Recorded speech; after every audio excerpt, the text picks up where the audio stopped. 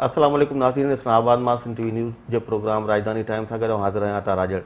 नाज़रीन, असां पंहिंजे अॼोके हिन प्रोग्राम में ॻाल्हि कंदासीं मुल्क में जेको बिजलीअ जो शदीद बहरान पैदा थी वियो आहे उन हवाले सां। ऐं असांखे स्टूडियोज़ में अॼु जॉइन कयो आहे साईं फज़लुल्लाह कुरैशी साहिब जन।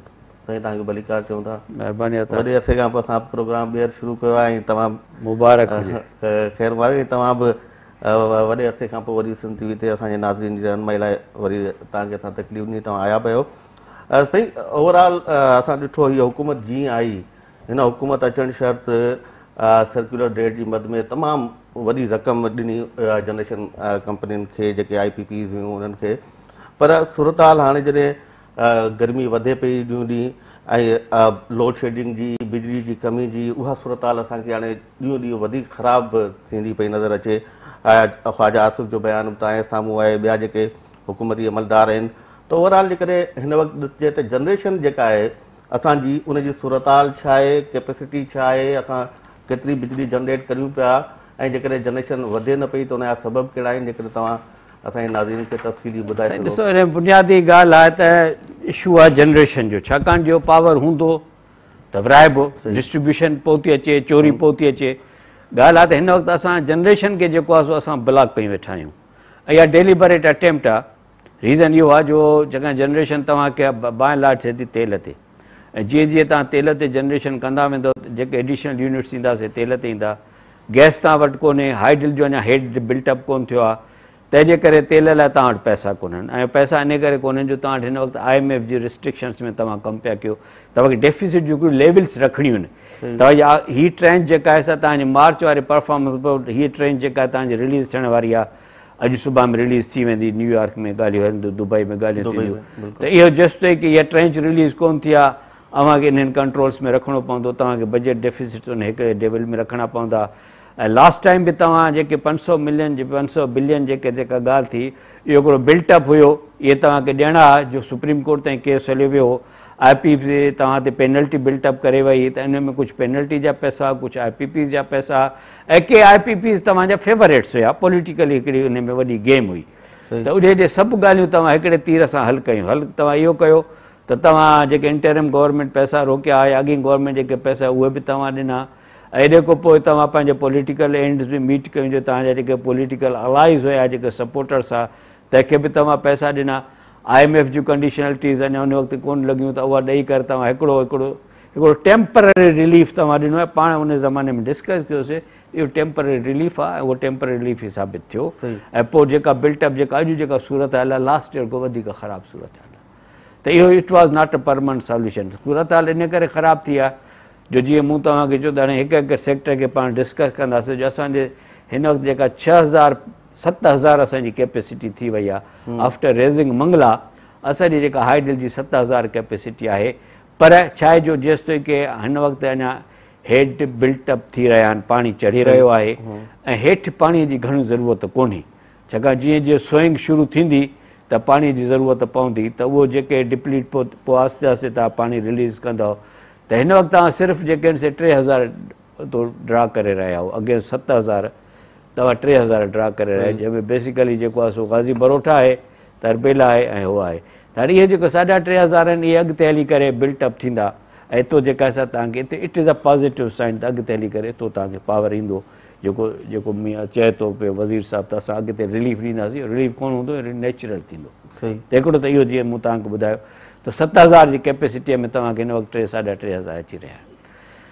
ॿियो तव्हांजो जेको बेसिक आहे सो आहे तव्हांजो, हाणे हीअ आहे रुॻो हाइडल जो किसो।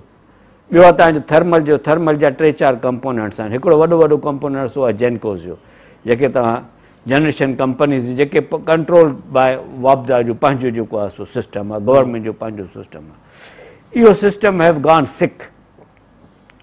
हिकिड़ो त एज ओल्ड आहिनि, इन में के जेके हाणे जीअं तव्हां जामशोरो ॾिसंदव, इहो बि 30 साल पुराणो थी वियो आहे। गुड्डू के यूनिट 40 साल पुराणा आहिनि, के 30 साल पुराणा आहिनि, के 20 साल पुराणा आहिनि।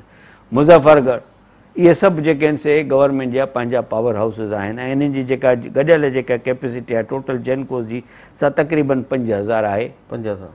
5,000 में जेका जी डीरेटेड कैपेसिटी आहे, माना इहे सभु कुराड़ा थिया आहिनि। इहे हाणे वधि में वधि प्रोड्यूस करे सघंदा 3,500 जेकर तव्हां इन्हनि खे हलायो, पर इन में लॉसिस तमामु घणा था थियनि। त इथों तव्हां सिर्फ़ु हिन वक़्तु जेका आहे 1,000 पैदा करे रहिया आहियो। यानी कि जेका 4.5-5,000 कैपेसिटी आहे, 3.5 डी रेटेड कैपेसिटी आहे, ऐं जेका हिन जी प्रोडक्शन जेका आहे हिन हफ़्ते ॾेढ में जेका एवरेज प्रोडक्शन थी 1000 ऐं 1200 जे दरमियान आहे। माना हिते बि तव्हांखे गुंजाइश आहे, छाकाणि इन में काफ़ी जेके आहिनि से कुझु ऑयल ते आहिनि ऐं कुझु जेके आहिनि से तव्हांजा आहिनि गैस ते।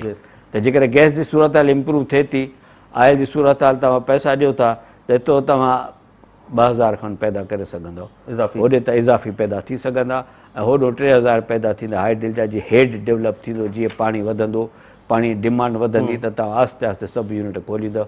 It will take time a month, छाकाणि हाणे स्नो मेल्ट शुरू थी आहे स्कर्दू में ऐं हिते टेम्परेचर इम्प्रूव थिया आहिनि, 30 ते टेम्परेचर पहुतो आहे। तव्हां ॾिसंदव त जेको पाणीअ जी जेका सप्लाई जेका आहे सा मंगला में काफ़ी वधीक आहे, जेका जो कश्मीर में उते लो लेवल आहे। हिते बि पाणी जी रफ़्तार वधीक आहे, तरबेला में पाणी अची रहियो आहे, पर काबुल रिवर में पाणी वधीक अची रहियो आहे, जो अफ़गानिस्तान में कुझु फ्लडिंग थी आहे ऐं लो लेवल त तंहिंजे करे हेठि पाणीअ जी सप्लाई मां भायां थो त अॻिते हली करे सिंध में पाणीअ जी सप्लाई बहितर थींदी ऐं इन सां गॾोगॾु तरबेला जी स्टोरेज बिल्टअप थींदी, हेड बिल्टअप थींदो, अॻिते हली करे तव्हांखे हाइडल पावर में रिलीफ मिलंदो।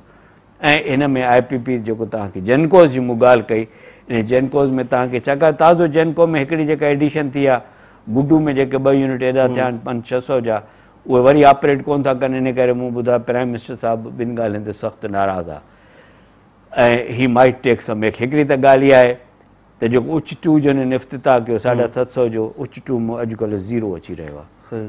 माना भई छो इफ़्तिताह तव्हां करायो, तव्हां प्राइम मिनिस्टर चयो त तव्हां ग्रेड में विधो, प्राइम मिनिस्टर साहिबु चयो त बाबा ठीकु आहे, कल्ह 400 मां गुडू में इफ़्तिताह करे आया, अॼु उच में इफ़्तिताह करे आया, गुडू ऐं उच ॿई वरी सप्लाई कोन था ॾियनि पिया।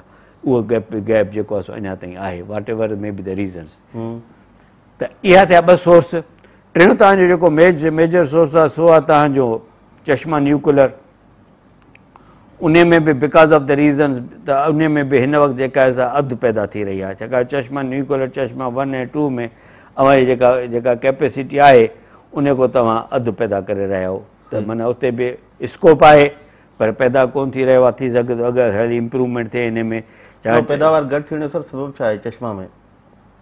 उन में जेको आहे सो इन जा जो मेंटेनेंस जा प्रॉब्लम थींदा आहिनि, कुझु हीट थी वेंदी आहे, उनखे जेको आहे सो इन जे करे उहा डिपेंडेबल उहा 100% तव्हां नथा थी सघो। उन जा मुख़्तलिफ़ यूनिट्स हूंदा आहिनि, उहे अंडरगो थींदा आहिनि। छाकाणि जेको चश्मा जो जेको 2 जो जेका कैपेसिटी जेका आहे सा आहे, चश्मा 1 जेका आहे सा आहे 325 ऐं चश्मा 2 जेका आहे सा आहे 375।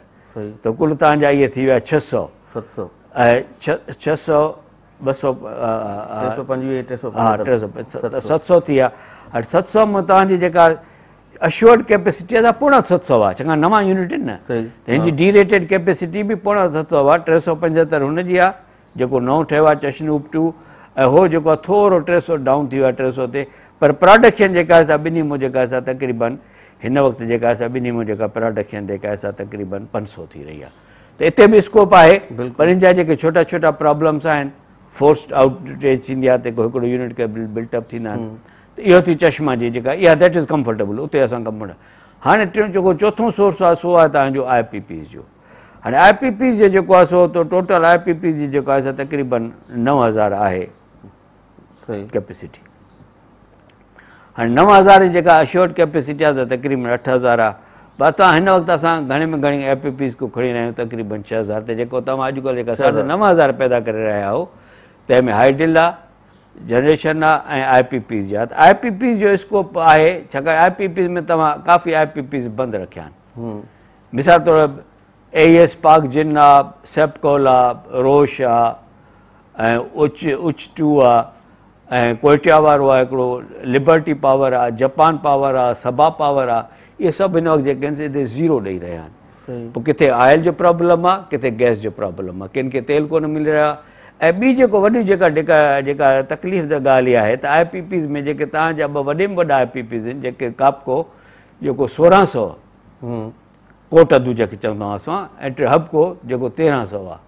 त 1600 ऐं 1300 इहे 2900 जा आहिनि। ऐं 2900 जी जेका हिन जी कैपेसिटी जेका आहे हिन वक़्तु असां सिर्फ़ु उतां जेका आहे 1600 खणी रहिया आहियूं। 2900 मां इन में रीज़न इहो आहे त हब में तव्हांजो तेल थोरो घटि आहे ऐं कैपको खे तव्हां बिल्कुलु तेल घटि ॾेई रहिया आहियो, त माना कैपको जेको आहे सो 200-300 करे रहियो आहे, उहो करे रहिया, त हिते इहे त अगेन हिते स्कोप आहे।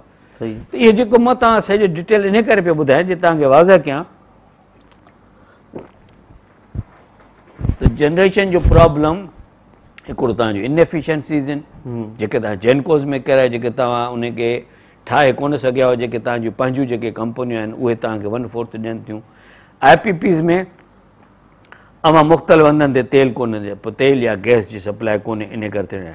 ॿियो जेको नओं सोर्स जेको आहे इंट्रस्टिंग तव्हांखे ख़बर हुजे, पहिरियों दफ़ो आउं तव्हांखे ॿुधाईंदुसि त विंड जा 2 पावर हिन वक़्तु कमु करे रहिया आहिनि, जंहिंजी कैपेसिटी जेका 100 मेगावाट आहे, ॿई सिंध में, हिकिड़ो ज़ोलू आहे, ॿियो फौजी आहे। हाणे जेका कल्ह टियों जेका उते पैदावार जेका हुई सा उन्हनि जी जेका यानी कि रेटेड पैदावार बि 106 ॿिन्ही जी 56 जे 50 जी आहे, पर पैदावार उते रुगो 40 थी रही आहे ॿिन्ही यूनिट्स में, माना दे आर रनिंग एट 40%। हाणे हिते रीज़न जेको ऑफिशियल रीज़न इहो आहे त output depends upon the speed of wind in the area. हाणे उहा स्पीड ऑफ विंड जी एरिया ते आहे, तंहिंजे करे जॾहिं मां चवंदो आहियां त विंड पावर डिपेंडेबल पावर न आहे, तंहिंजो फैक्ट इहो आहे त कॾहिं विंड आहे कॾहिं विंड कोन्हे, ऐं हुन सॼो विंड ते थियो। हिन वक़्तु जेको आहे उहे रुगो 40 ॾेई रहिया आहिनि। हाणे 100 ॾेई सघनि था, नथा ॾेई सघनि, इन जी वधे थी, हवा जी करे वधे थी, इहो डिपेंडेबल सोर्स न आहे। पर हिकिड़ो इहो सोर्स तव्हांजे पावर में एड थियो आहे, जेको नेचुरल जेको आहे ऐं जेको क्लीन एनर्जी आहे। त हाणे जनरेशन जी जेका ओवरऑल पोज़ीशन जी मूं तव्हांखे ॿुधाई त तव्हांजी जेका असां हिन वक़्तु जेका असां 21,000 प्लस सम्झ त 21-22 दरमियान तव्हांजी जेका असां इंस्टॉल कैपेसिटी आहे, 19,000 तव्हांजी डी रेटेड कैपेसिटी आहे, माना 19,000 तव्हां एनी मोमेंट कैन ड्रॉ, 3,000 के यू फॉरगेट अबाउट 3,000, ऐं 19,000 में अॼु जेको तव्हांजी आहे सा 9,500 आहे, कॾहिं 10,000 आहे, त जेको सो ऐं डिमांड जेका तव्हांजी हिन वक़्तु हली रही आहे सा 14,000 जे रेंज में हली रही आहे।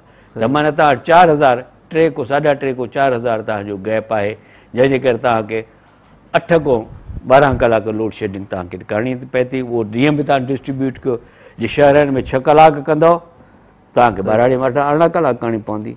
ऐं सिंध में सूरत हाल वधीक ख़राबु आहे, छाकाणि उते घणा सबब आहिनि जंहिं ते पाण अलॻि सेगमेंट में डिस्कस कंदासीं। पर हीअ जेका बेसिक जेको इशू जेको आहे सो जनरेशन जो आहे, ऐं जनरेशन जो इशू जेको आहे सो रिलेटेड आहे पेमेंट्स ते, ऐं पेमेंट जो रिलेटेड आहे रिकवरीज़ ते, ऐं इन खे असां नेक्स्ट सेगमेंट में कवर करे सघूं। सर इन में तव्हां कोयले जो पाण ज़िक्र न कयो, कोयले ते जेके प्लांट हलनि था उन्हनि जी कारकर्दगी हिन वक़्तु कीअं आहे? अदा कोयले ते हिन वक़्तु रुगो जेको हिकिड़ो ई प्लांट असांजो कोयले ते जेको आहे लाखड़ा वारो, उते जेको आहे सो उन जा 3 यूनिट हुया, जंहिंमें हिकिड़ो यूनिट त जेको आहे सो परमानेंटली जेको आहे सो ख़तमु थी वियो आहे, ऐं जंहिं 3 यूनिट जा 2 यूनिट ख़तमु थिया आहिनि ऐं उनखे कैनबलाइज़ करे छॾियो अथऊं। बाक़ी जेको आहे सो हिकिड़ो यूनिट जेको तव्हांजो कोल ते हरायो आहे, जेके असां जेनको 4 चवंदा आहियूं, त उन में जेको आहे सो पंहिंजो 150 जी कैपेसिटी आहे, ऐं जेको आहे सो 30 जेको डी रेटेड कैपेसिटी आहे, 150 ओरिजिनली 30 डी रेटेड आहे, उते 15 पैदा थी रहियो आहे, रुगो 15 में सिर्फ़ु 15।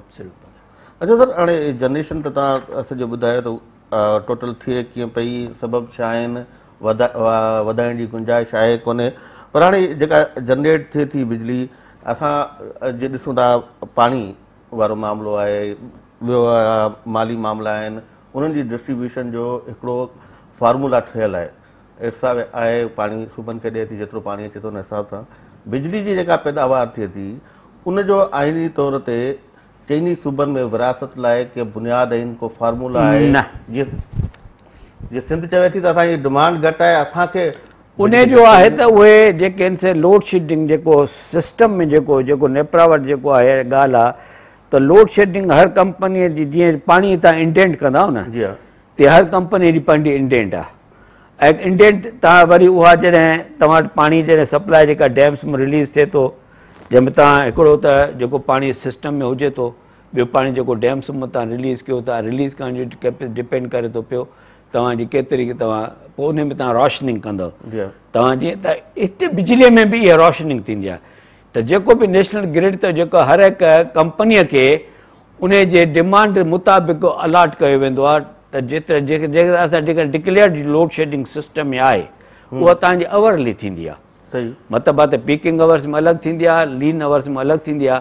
त जेतिरी तव्हांजी पीक में डिमांड आहे ऐं जेतिरी पीक में प्रोड्यूस आहे उहा लोड शेडिंग इक्वली शेयर थींदी आहे। इहो बिल्कुलु इहा ॻाल्हि तय थियल आहे। हाणे थिए थी या कोन थी थिए उहो तव्हां जॾहिं तव्हां वरी हर कंपनी हेस्को सां ॻाल्हाईंदो, सिप्स ॻाल्हाईंदो, हू तव्हांखे ॾींदा। पर हुननि खे जेका सिस्टम में बिजली ॾियणी आहे सा हुननि जे डिमांड सां मुताबिक़ ऐं इक्वली लोड शेडिंग करणी आहे हिन हिकु कंपनीअ जे लाइ। इन कंपनीअ ते को बि कोन्हे त कंहिं कंपनी वधीक बि या घटि कबी। हा, मां सवाइ KEC जे इहो को इंट्रस्टिंग इशू आहे त KEC खे तव्हां 600 को 700 मेगावाट ते ॿधल, भई छो ॿधलऊं जॾहिं असां वटि सिस्टम में लोड शेडिंग के। अच्छा, इन में तव्हांखे इंट्रस्टिंग ॻाल्हि ॿुधायां त CCI जा डिसीशन आहिनि, हिन गवर्नमेंट जे CCI चयो त बाबा असां ग्रेजुअली KEC जी सप्लाई बंदि कंदासीं। हिकिड़े स्टेज हिन हुनखे 400 करे सघी, some of other because of political pole built जेका बि आहे, MQM जेको बि रीज़न आहे, हिननि वरी कोइटा खे रेस्ट्रिक्ट करे छॾियो। हाणे जेकॾहिं तव्हांजो जेकर हिसो जेको आहे KEC जो उहो जेकॾहिं तव्हांजो 400 या 500 आहे, ओवरऑल सिस्टम में तव्हांजी 30% शॉर्टफॉल आहे, पर KEC खे 670 अॼु बि ॾेई रहिया आहिनि। मतिलबु आहे त 650 न 670 अॼु बि ॾेई रहिया आहिनि, जॾहिं बाक़ी सॼो तव्हांजो वापदा जो सिस्टम जेको आहे सो 30% शॉर्टफॉल। सर हिनखे वरी कंटिन्यू कंदासीं, टाइम थियो आहे ब्रेक जो। नाज़रीन हलूं था ब्रेक ते, असां गॾु रहिजो।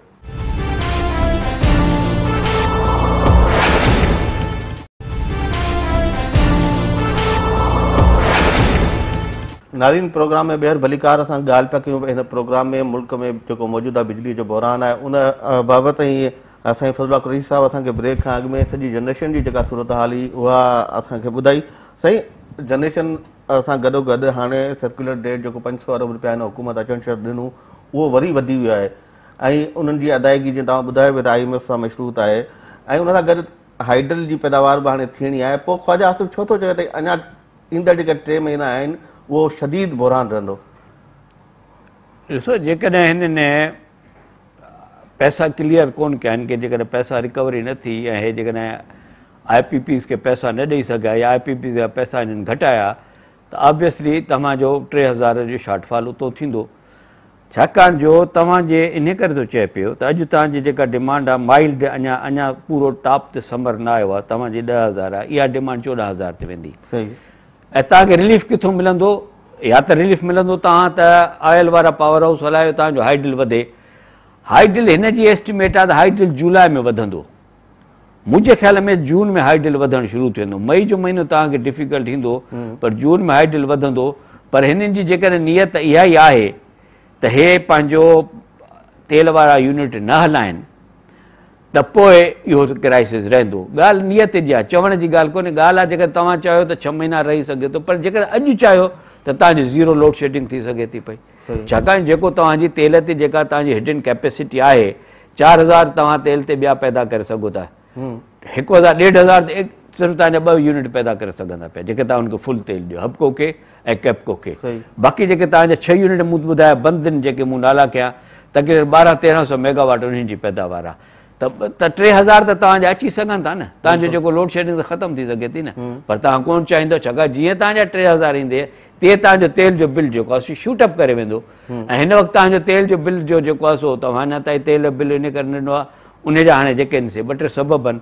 हाणे सबबु बेसिकली आहे त स्टार्ट थियो थी जेका साथ ई थिए स्टार्ट डिस्कोज़ खां। त डिस्कोज़ खे माण्हू जेके डिस्कोज़ जे माण्हुनि खे बिलिंग कनि था उहे माण्हू या गवर्नमेंट जूं एजेंसियूं बिल कोन था ॾियनि पिया।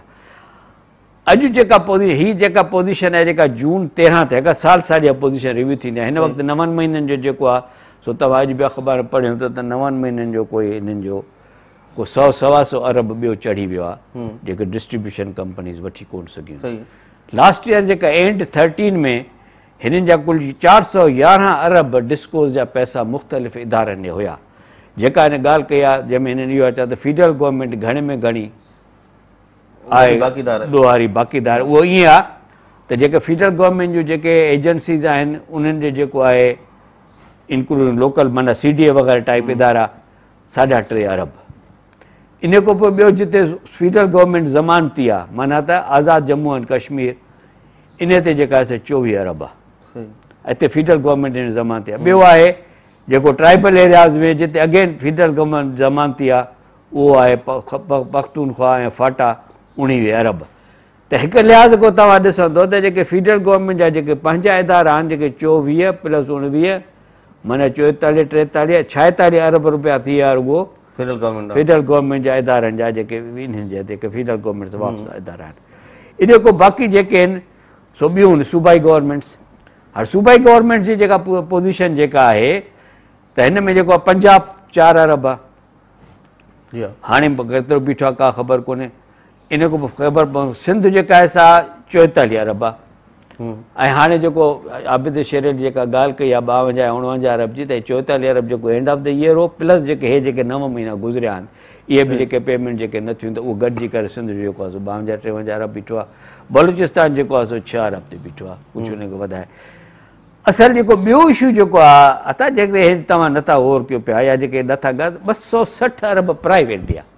हलो गवर्नमेंट में त तव्हां जहिड़े ते गवर्नमेंट में तव्हांखे 260 अरब डिस्कोज़ खे कंहिं रोकियो आहे त तव्हां प्राइवेट मां रिसीव न कयो। 260 अरब रुपया एग्ज़ैक्टली 260 अरब फिगर आहे जेका जून 13 ताईं आहे। हाणे जेकॾहिं वधियो आहे त इहो जेकॾहिं तव्हांजो वधी ओवर 411 में जेकॾहिं 550 थी वियो आहे त इहो 30-40 अरब ओॾे बि वधियो हूंदो न, त तव्हां 300 अरब तव्हांखे प्राइवेट में नथा। माना इहा again it is the inefficiency of the government और इनएफिशिएंसी ऑफ द सिस्टम। त हाणे इहे ॻाल्हियूं जेके आहिनि सोचण जूं आहिनि त जॾहिं असां गवर्नर जो इशू कयूं था पिया त जेकर तव्हां ॿिया जेके लवाम ॿुधायो था त तव्हां प्राइवेट सेक्टर में हाणे इन में डोमेस्टिक बि हूंदा, इंडस्ट्रियल बि हूंदा ऐं पंहिंजा ट्यूबवेल्स वारा बि हूंदा, एग्रीकल्चर वारा बि हूंदा, हर कंहिं जा हूंदा। पर बेसिकली इहो हिकिड़ो इशू आहे त जंहिंमें तव्हां इहे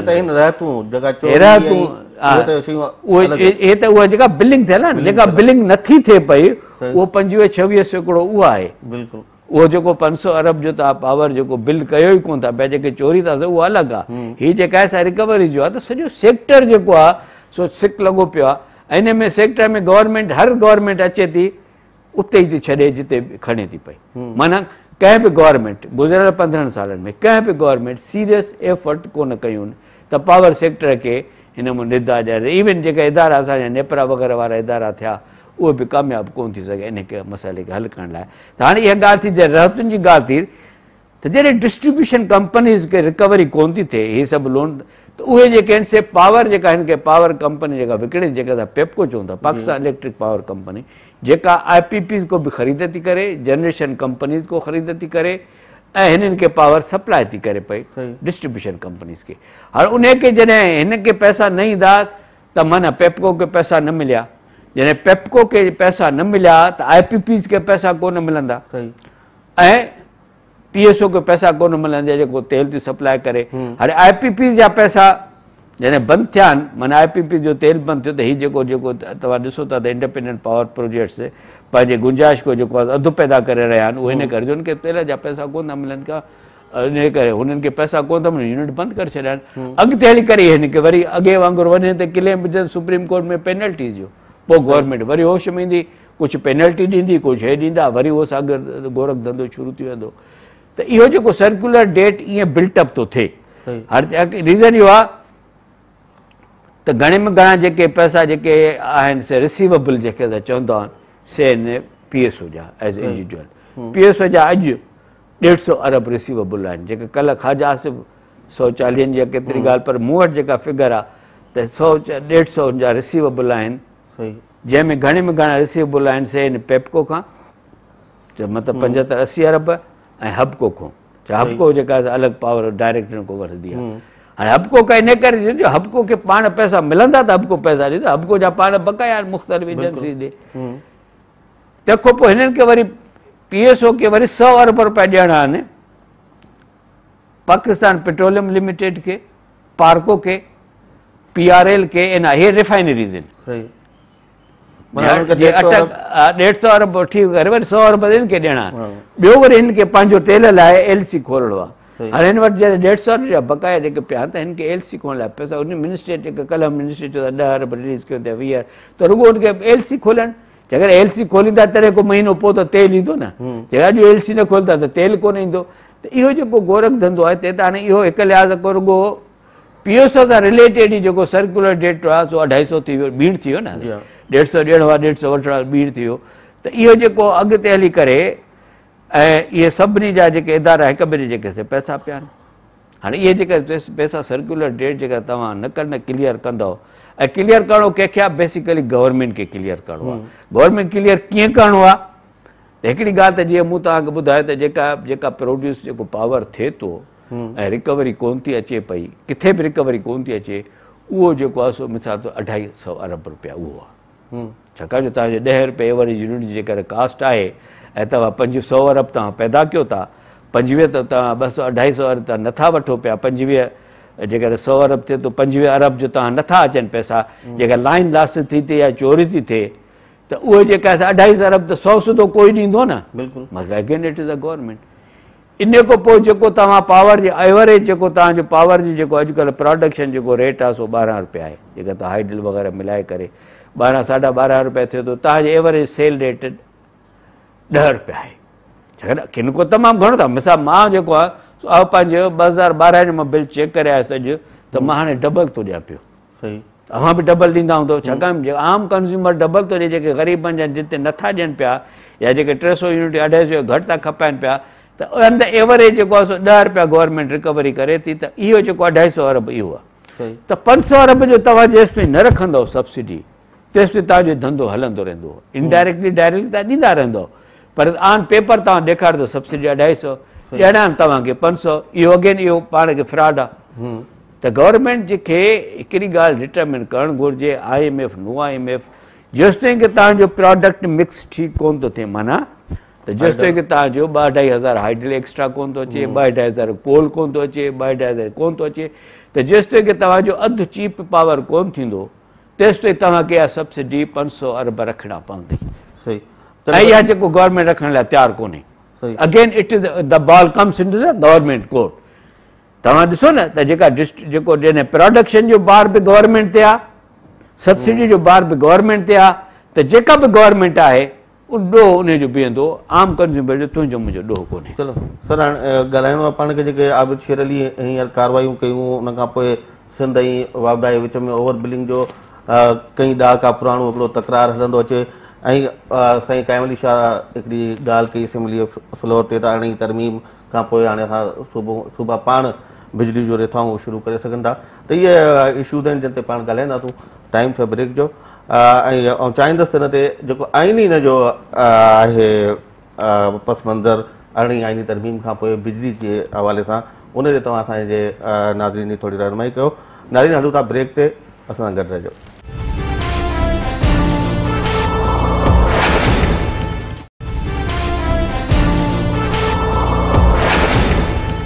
नाज़रीन, प्रोग्राम में ॿीहर भलीकार।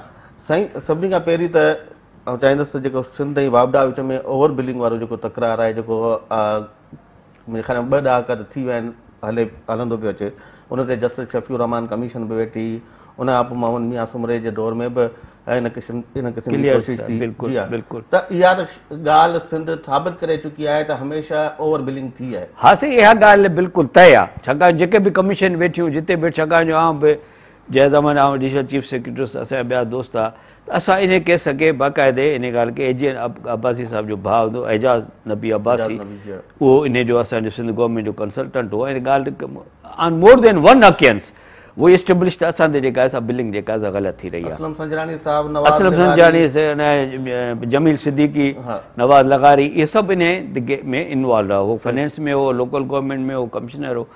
त हाणे उन खां पोइ बि इहो सॼो जहिड़ो, इन करे काफ़ी दफ़ा सिंध जा एट सोर्स ते पैसा कटिया विया, पर वापदा पंहिंजो सेटल कोन करे सघी, सेटलमेंट जो थींदो इशू वरी। हाणे मां तव्हांखे हिकिड़ो रुगो में डॉक्यूमेंट्री एविडेंस तव्हांखे ॾियां थो, सिंध जी ओवर बिलिंग कीअं थी थिए पई। छाकाणि हिते जॾहिं तव्हां एरियस जी ॻाल्हि मूं तव्हांखे ॿुधाई, हे जेका नेपरा जी स्टेट ऑफ इंडस्ट्री सरकारी डॉक्यूमेंट आहे, हाणे रिलीज़ थियो आहे, इन में गुज़िरियल साल जॾहिं साल शुरू थियो 2012, त हिननि 52 अरब रुपया असां ते ॾेखारिया त सिंध ते 52 अरब आहिनि। 21 अरब बिलिंग कई, हीअ थी 53 अरब ऐं 63 अरब, जमो 12 अरब सिंध ॾिना, त 61 अरब 18 अरब रुपया हिननि सिंध सां सेटलमेंट रिटर्न ऑफ कया। जेके वापदा जे सॼे सिस्टम में कुल रिटर्न ऑफ थिया आहिनि 20 अरब, जंहिंमें 18 अरब जेके हिन सां सिंध जा रिटर्न ऑफ थिया आहिनि, माना घणे में घणी जेका पूरी बिजली कई वई सा सिंध ते कई वई ऐं 18 बिल हिन करे वरी हिन अॼु 44 अरब हिन एरियस ॾेखारिया, वरी हिननि चयो त 11 अरब ॿिया कठा थिया आहिनि, सिंध ते 52 अरब जेका आबिद शेर अली। हाणे आबिद शेर अली जी ॻाल्हि जेका आहे सा इहा ॻाल्हि हिन में निगेट थिए थी त भई तव्हांजा पैसा आहिनि, नो डाउट, छाकाणि सॼे मुल्क ते पैसा आहिनि न, तव्हांजो सिस्टम अहिड़ो थी वियो अॼु तव्हां हिक ॿिए जा पैसा रखत कयूं वेठा, बिल्कुलु पैसा आहिनि। केसी ते बि तव्हांजा 40 अरब केसी बि तव्हांजा खाधी वेठी आहे, त केसी खे तव्हां कुझु कोन था जो सिंध ते ॾिनो आहे। हीअ जेका आबिद शेर अली साहिबु तमामु हिकिड़ो गैर जवाबदाराना जेके फीडर बीडर बंदि कया अथऊं ऐं जेको चओ थो सिंधी पहिरियों हिन साॻी ॻाल्हि NWP में शुरू कई, छाकाणि हे जेको आहे सो माण्हुनि जो ध्यानु छिकाइण लाइ गिमिक्स करे रहिया आहिनि त भई असुलु इशू जेको तव्हांजी ना हली आहे त तव्हां पैसा वसूल नथा करे सघो, बिलिंग नथा करे सघो, प्राइवेट सेक्टर को तव्हां पैसा वसूल कोन था करे सघो, फीडर गवर्नमेंट ख़ुदि पाण वॾे में वॾी बकाया जार आहे, उन खे तव्हां वञो NWP खे चओ था तव्हां चोरी था कयो बिजली, तव्हां चोरायो, सिंध खां चओ था तव्हां चोरायो, तव्हांजे फीडर था बंदि कयूं। इहे सेटलमेंट्स ईअं कोन थींदियूं आहिनि, हिन में संजीदगीअ जो मुज़ाहिरो करणु घुरिजे। ऐं हीअ जेको ॿाराणी जेके करे रहिया आहिनि इहो फेडरेशन खे भउ आहे, छाकाणि सिंध जी असेंबलीअ में सुभाणे तव्हां ऐं सिंध असेंबलीअ रिज़ोल्यूशन पास कयो, भाई तव्हां कयो रिज़ोल्यूशन पास करणु सवली ॻाल्हि त न आहे न, रिज़ोल्यूशन पास करण मां तव्हांजो फीडर बेअतमादी आहे, सुभाणे तव्हां को बि रिज़ोल्यूशन पास करे सघो था पिया। हिननि जो ॻाल्हि इहा इन हद ताईं में निकिती त असां गैस बंदि कंदासीं, असां धरणा हणंदासीं बिजलीअ करे, त इहा ॻाल्हि किथे वञी बीहंदी, पोर्ट वटि तव्हांजी ट्रैफिक बंदि थींदी, तव्हांजूं जेके ऑयल पाइप लाइन आहिनि से सिंध मां निकिरनि थियूं पयूं ऐं सॼो तव्हांजो पाइप पोर्ट रोड सिंध जे थ्रू आहे, गैस तव्हांजी सप्लाई सॼो सिंध जे फील्ड्स मां थिए थी। इहे ॿाराणी स्टेटमेंट ॿाराणी ॻाल्हि करणु ग़लति ॻाल्हि आहे इहा, ऐं इन जो जेको आहे सो साईं क़ाइम अली शाह ठीकु आहे हिकिड़ो सेंसिबल जवाबु ॾिनो। पहिरीं ॻाल्हि हिकिड़ी ॻाल्हि तय आहे त सिंध में बिजलीअ जी चोरी वधीक आहे, छाकाणि जेके बि कंपनी जेको घणे में घणो डिफॉल्टर जेको आहे, जेका तव्हांखे टाइम मिलियो त मां तव्हांखे कंपनी जा ॿुधायां त घणे में घणो जेको आहे सो जेको सखर इलेक्ट्रिक सप्लाई कंपनी आहे उते जेका घणे में घणी बदनज़ामी आहे, बिलिंग बि उते जेका आहे सा घटि थी रही आहे ऐं रिकवरी बि जेका आहे सा घटि थी रही आहे पाकिस्तान में सॼे में सॼी। ऐं ॿियो नंबर कोयटा आहे, टियों नंबर हैदराबाद आहे, त इहे बराबरि इहे देदार पुअर कंपनी, तॾहिं हेस्को सभ खां वधीक हाणे हेस्को पंहिंजो बर्डन सॼो सखर खे ॾेई छॾियो, त Sukkur is the most defaulter, billing बि घटि थो करे, जेका बिजली वठे थो बिलिंग घटि थो करे, रिकवरी बि घटि थो करे, इन करे फीडर सखर में कटिया आहिनि, त इहो सखर खे ॾिसणो पवंदो, छाकाणि सॼो अपर सिंध जो माहौल सॼो ख़राबु आहे, लॉ एंड ऑर्डर सिचुएशन सॼी ख़राबु आहे, governance is the poorest, Balochistan जहिड़ो गवर्नर अपर सिंध में आहे, त इहे सभु हिकिड़ा गॾियल आहिनि जेके गवर्नमेंट ऑफ सिंध खे ॾिसणो पवंदो। बाक़ी ॻाल्हि अचो तव्हां ॻाल्हि कॉन्स्टिट्यूशन, हाणे कॉन्स्टिट्यूशन जेका आर्टिकल 157 आहे उहो सॼो इलेक्ट्रिसिटी सां डील थी करे पई, ऐं इलेक्ट्रिसिटीअ में हिननि चयो आहे त तव्हांखे सूबनि खे पावर्स आहिनि त तव्हां पंहिंजो बिजली पैदा कयो, सूबनि खे इहे बि पावर आहिनि त गवर्नमेंट ऑफ द प्रोविंस में हे तो मां पढ़ा 157 जो article 2A that to the extent like supplied to the province from the national grid required supply to be made in the bulk of transmission system within the province, उहो सूबे खे हक़ आहे त बिजली बल्क ते वठी करे पंहिंजे एरिया खे विराए। बी में छा थी चए त can levy tax on consume electricity within the province, तव्हांजी मर्ज़ी आहे तव्हां पर यूनिट खे एतिरी बि लेवी, जीअं हाणे KEC में असां लेवी वठींदा आहियूं सूबाई गवर्नमेंट। टियों construct power house and grid station and lay transmission lines within the province, माना ट्रांसमिशन विच में चयो सिंध गवर्नमेंट हिकिड़ी कंपनी रजिस्टर कराए रही आहे, सिंध ट्रांसमिशन डिस्ट्रीब्यूशन कंपनी जी NTDC आहे, त SDTC मां ॿुधो अची रही आहे, तमामु सुठी ॻाल्हि आहे, पंहिंजो भले तव्हां कयो। तंहिंखां पोइ डिटर्मिन द टैरिफ, हिकु इंपॉर्टेंट ॻाल्हि जेका आहे, पहिरीं ॻाल्हि त कई त विदिन द प्रोविंस तव्हां बल्क में वठी करे सप्लाई करे सघो था पिया, पंहिंजी एड करे बिजली विझी सघो था पिया, पंहिंजी डिस्ट्रीब्यूशन कंपनी ठाहे सूबे में करे सघो था पिया। ऐं चौथी जेका इंपॉर्टेंट ॻाल्हि आहे त determine the tariff for distribution of electricity within the province. हाणे इहा जेका ॻाल्हि आहे असां इंडिया में उते हिकिड़ो असां नेशनल इलेक्ट्रिक पावर आहे, उते हिकिड़ी नेप्रा कोन्हे, उते दिल्लीअ जी अलॻि आहे, हैदराबाद दक्कन जी अलॻि आहे, माना आंध्र प्रदेश जी अलॻि आहे, महाराष्ट्र जी अलॻि आहे, पंजाब जी अलॻि आहे। जीअं तव्हां ॾिठो हूंदो त पंजाब में कंहिं ज़माने में इलेक्ट्रिसिटी ज़ीरो कंदा, हिनखे ॾींदा ज़ीरो रेट ते, या 98 यूनिट वठंदा एग्रीकल्चर वारो को महाराष्ट्र में भी 98 एग्रीकल्चर को वठंदा त एग्रीकल्चर ते फ्लरिश थी त अॼु बि तव्हां सां एग्रीकल्चर कॉम्पीट पिया कनि तव्हांखे हर एग्रीकल्चर तव्हांखे सप्लाई सस्ती पिया ॾियनि जो गवर्नमेंट जी उनखे सपोर्ट आहे सब्सिडी आहे ईअं कोन्हे त उते को वधीक एफिशिएंसी पैदावार आहे ॾिस न गवर्नमेंट उनखे सपोर्ट थी करे पोइ तव्हांखे ॾियनि था टमाटा बि सस्ता पटाटा बि सस्ता कप बि सस्ती गवर्नमेंट सपोर्ट थी करे त हिते तव्हांखे जेको इहो पावर मिलियल आहे डिटरमिन द टैरिफ और distribute with in the promise तव्हां पंहिंजी टैरिफ ठाहियो नेपरा जहिड़ो पंहिंजो इदारो ठाहियो तव्हां या नेपरा जो बेस टैरिफ वठी करे तव्हां उनखे चओ त मां ठीकु आहे असां एग्रीकल्चर हेतिरा वठंदासीं ऐं तव्हां इवन डोमेस्टिक में तव्हां वेरियस टैरिफ रखी सघो था 0 को 50 जो अलॻि 50 को 100 जो अलॻि 100 को 200 अलॻि सभु कुझु आहे विल कोन्हे न विल उते आहे न विल मर्कज़ में आहे माण्हूअ खे रिलीफ न आहे ॾियणो तव्हां चोरनि खे रिलीफ ॾियो पंहिंजी कंपनियूं ठाराए करे उन्हनि खे तव्हां पैसा ॾियो तव्हां IPPs ठाराए करे उन्हनि खे तव्हां पैसा ॾियो पंहिंजो जेके इंडस्ट्रियलिस्ट आहिनि उनखे तव्हां कंसेशन्स ॾियो 250 अरब तव्हां प्राइवेट सेक्टर को रिसीव कोन कयो उते बाक़ी जेके आवाम खे रिलीफ ॾियणो आहे पंहिंजा टैरिफ इम्प्रूव करणा आहिनि डिस्ट्रीब्यूशन सिस्टम बहितर करणो आहे विल कोन्हे सो क़ाइम मलिया साहिबु ऐलान त कयो आहे इट इज़ अ वेलकम आउं त गुज़िरियल सालनि खां चवां थो त बाबा तव्हां पावर संभालियो पर जेको तव्हां वटि ऑलरेडी आहे सही तव्हां संभाले कोन था सघो एजुकेशन हेल्थ जो बुरो हाल लॻो पियो पावर त ॾुखियो सेक्टर आहे न पर सर ज़ाहिर आहे हिकिड़ी गुंजाइश हाणे आइन में मिली वई आहे बिल्कुलु आहे तमामु घणियूं मुश्किलातूं बि आहिनि बिल्कुलु आहे तव्हां वारी ॻाल्हि त बेड गवर्नेंस अॻु में ई आहे त हिकिड़ो ॿियो नओं पंहिंजे लाइ मुसीबत पैदा करणी जेकर तव्हां एक्सपर्टीज़ कोन बिल्टअप कंदो ऐं तव्हां पंहिंजी होमवर्क न कंदो त पोइ इन त मसइलो त हल कोन थींदो जहिड़े में मसइलो हल कोन थींदो फीडर अवाम पीसबो अवाम सिंध जो हालत त तमामु ख़राबु आहे तव्हांखे ॿुधाए छॾिया हर लिहाज़ खां ऐं पावर जे सेक्टर में असांजी हालत ख़राबु आहे छाकाणि जो बेरोज़गारी अंत थी वई आहे माण्हुनि जिन हुनर सिखिया ट्रेड सिखिया को हुनर ट्रेड अॼुकल्ह बिजलीअ खां सवाइ कोन थो रहे इवन मोबाइल रिपेयर शॉप वारे खे बि बिजली खपे त तव्हां उन्हनि सभिनी माण्हुनि खे बेरोज़गार कयो आहे लखा माण्हू बेरोज़गार थिया आहिनि माण्हू अज़ाब में आहिनि तव्हां वटि गैस कोन्हे तव्हां वटि बिजली कोन्हे हाणे सुभाणे पाणी कोन्हे छाकाणि तव्हांजे हाणे ट्यूबवेल पाणी ते त बिजलीअ ते था हलनि पिया इवन घरनि जा हैंडपंप्स हाणे बिजलीअ ते था हलनि पिया तव्हांजो ओवरहेड टैंक्स आहिनि तव्हांजो फ्लैट सिस्टम इंट्रोड्यूस थियो आहे बिजली कोन्हे ओवरहेड टैंक्स कीअं भरबियूं ऐं माण्हूअ खे काॾे खणी वेंदो पथर जे दौर ते खणी वेंदो तव्हांजी नियत छा आहे इहे federal government and provincial government both are responsible ऐं ॿिन्ही खे हिकिड़ो रिस्पॉन्सिबिलिटी बिहेव करणु घुरिजे